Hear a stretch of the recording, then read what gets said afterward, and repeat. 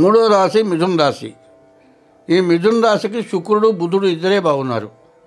ఈ రాశి వాడికి వివాహం కావటానికి కానీ, ఇల్లు కట్టుకుంటానికి కానీ, ఇల్లు కొనుక్కుంటానికి కానీ, ఇంటికి సంబంధించినటువంటి వ్యాపారాలు చేసేవాళ్ళకి కానీ, అంటే ఇల్లు కట్టేవాళ్ళు, ఇల్లు అమ్మేవాళ్ళు, ఇంటికి తగిన సామాను సిమెంటు, ఇసుక, దర్వాజాలు, ఇనుము, శానిటరీ ఇట్లాంటి సామాన్లు అమ్ముకునే వాళ్ళకి, అన్ని రకాల వ్యాపారస్తులకు కూడా బాగుంది. కానీ మిగతా 6 గ్రహాలు పూర్తిగా బాగాలేవు.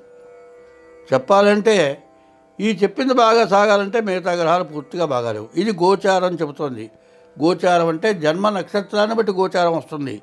నీ పేరు నక్షత్రంలో కలిసిన పేరు అయితేనే గోచారం అవుతుంది. గోచార రీత్యా 25 వంతులే జరుగుతుంది. గోచార రీత్యా జరిగేది 25 వంతులే. జన్మలగ్న రీత్యా 75 వంతులు జరుగుతుంది. గోచారం అంటే నక్షత్రాన్ని బట్టి వస్తుంది. గ్రహచారం అంటే నీవు పుట్టిన సంవత్సరంలో ఆ టైంను బట్టి గ్రహచారం వస్తుంది. గ్రహచార రీత్యా 75 వంతులు, గోచార రీత్యా 25 వంతులు వస్తుంది. కాబట్టి మీరు ప్రతి వాళ్ళు ఏం చేస్తున్నారు? ఏమండి, నా పేరు వెంకయ్య, మరి మృగశిర నక్షత్రం, వృషభ రాశి అండి నాది అంటే, వెంకయ్య మీ తాత పేరు నీకు పెట్టుండొచ్చు. వెంకయ్య నీ నక్షత్రాన్ని బట్టి పెట్టలే, అది నీ రాశి కాదు. నీవు పుట్టినరోజు జన్మ నక్షత్రాన్ని బట్టి రాసి వస్తుంది.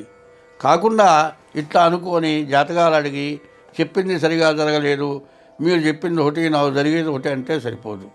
కాబట్టి మీరు పుట్టిన తారీఖు, నెల, సంవత్సరం, టైము ద్వారా మీ జాతకం చూపించుకోవాలి. అట్లా లేదండి, అప్పుడు మీ హస్త సాముద్రిక, మీ 2 చేతులు అరిచేతుల ద్వారా హస్త సాముద్రిక, అది కూడా కాకుండా అరిచేతుల ద్వారా వచ్చేది కూడా 60 వంతులే వస్తుంది. మీ పిల్లలు ఎవరన్నా డేట్ ఆఫ్ బర్త్ కావాలి, మీ పిల్లలు డేట్ ఆఫ్ బర్త్ పెడితే 40 వంతులు వస్తుంది. హస్త సాముద్రిక ద్వారా 20 వంతులు వస్తుంది. ఈ విధంగా మీ జాతకం చూపించుకొని ప్రవర్తించాల్సిన అవసరం చాలా ఉంది.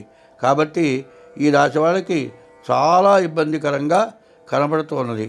కాబట్టి ఈ రాశి వాళ్ళు ఎంత జాగ్రత్త పడితే అంత మంచిది. కాబట్టి ముందుగా మీరు వెంటనే ఈ జాతకం చూపించుకుంటే మీకు అనవసరమైన నష్టాలు రాకుండా ఉంటాయి. ఈ టైంలో ఎవరితో కలిసి ప్రయాణం చేసినా, ఎవరితో కలిసి వెళ్ళినా నీకే నష్టం. జాయింట్ వ్యాపారాలు చేసినా మీకే నష్టం. ఎవరైనా చీట్లు పాడుకుంటూ వాళ్ళకి హామీ ఇచ్చినా వాడు ఎగ్గొడతాడు, మొత్తం మీరే కట్టాలి. ఏదైనా ఇండస్ట్రీస్కి బ్యాంక్కి లోన్కి హామీ సంతకం పెట్టారనుకో, ఆ డబ్బులు తీసుకొని వాడు వెళ్ళిపోతాడు, ఆ డబ్బు మీరే కట్టాల్సి వస్తుంది. సర్వస్వం కూలిపోయి చాలా ఇబ్బందులు పడటానికి తగినటువంటి పూర్తిగా చెడు టైము అని చెప్పాలి. కుజుడు ద్వితీయంలో ఉండటం చాలా దోషమైనటువంటిది. గురువు ద్వాదశంలో ఉన్నాడు, దీనివల్ల కూడా చాలా ఇబ్బందికరమైన టైము. కాబట్టి మీరు ఎంత జాగ్రత్త పడతారో అంత మేలు జరుగుతుంది. స్వస్తి.